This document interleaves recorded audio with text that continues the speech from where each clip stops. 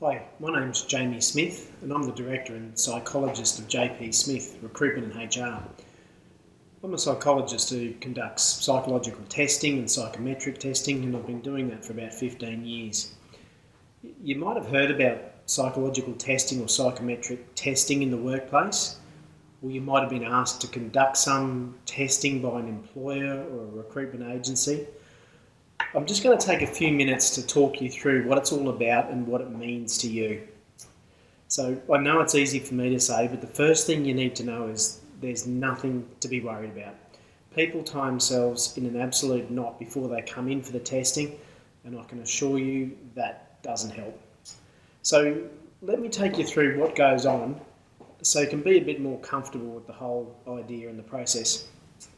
Firstly, you're going to meet with a psychologist who's going to do the testing, and they'll probably ask you some questions about your work, what you do, what you're good at, what you like and what you don't like. What we're trying to do is get a bit of an idea of who you are and what you're all about.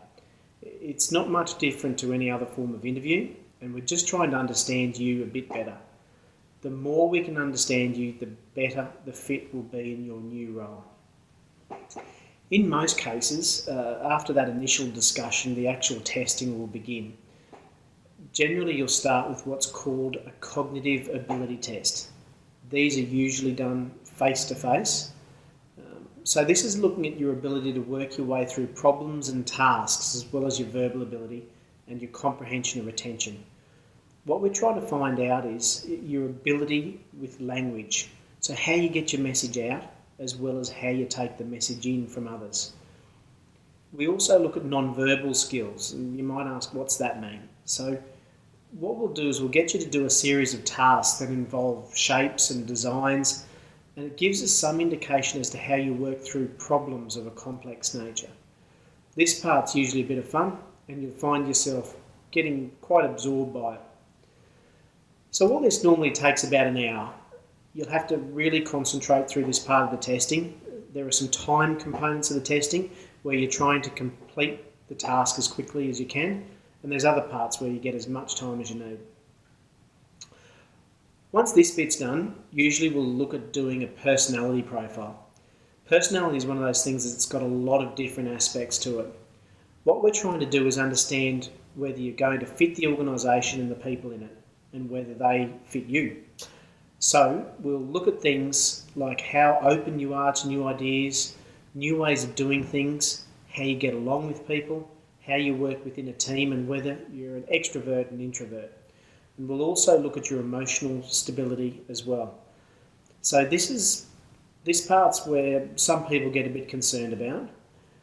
With that emotional stability, we're looking at how you're going to deal with situations that might put you under pressure.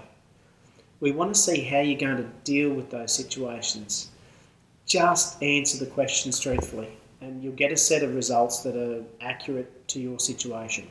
Don't try and second guess it. So this personality profile is generally done on a piece of paper or on a computer and takes about 40 minutes.